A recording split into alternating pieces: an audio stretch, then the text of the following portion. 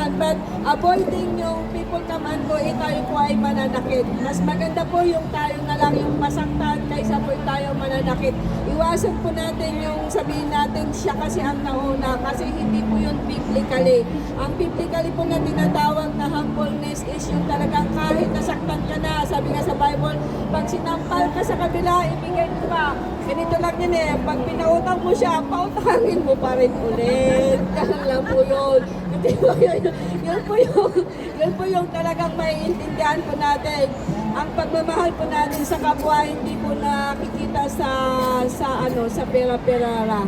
Nakikita po ito sa ating pagsasama tuwing fellowship. Alam niyo po, kung ako tatanungin niyo, ito na yung aking pinakamagandang nangyari sa buhay ko. Na magkaroon po tayo ng ganitong group. Kasi kita niyo, dekada na ako dito sa Hong Kong, pero ngayon pa lang ako siguro talagang binigyan ng totoong mga kaibigan ng Panginoon. Kasi in my fast, alam niyo, natutruma ako pag ang kaibigan ko din. Kasi in the past na nangyari sa akin, yung talagang tinuturing kong kaibigan nun or kapatid, sila yung unang nanluloko sa akin. But now, sabi ko nga, Lord, kung ganun pa na mangyayari, Lord, alam ko na yung pakiramdam. Kung nagamanhid na ako. So hanggang dito na lamang at sana tayong lahat ay magkaroon po ng willingness talaga po na magtulungan sa maliit. Hindi po natin kailangan hindi po natin kailangan ibuhos yung ating financially or time.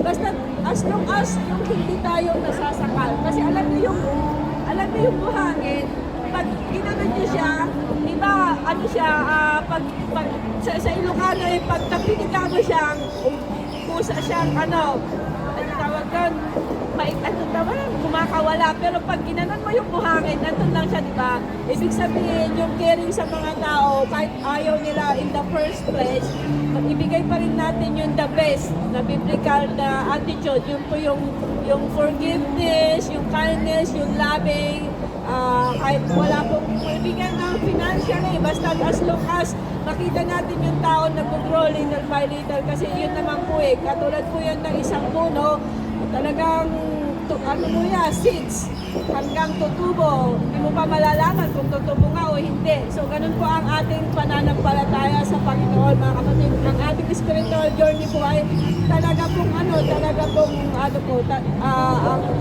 spiritual journey, sasabihin ko na po.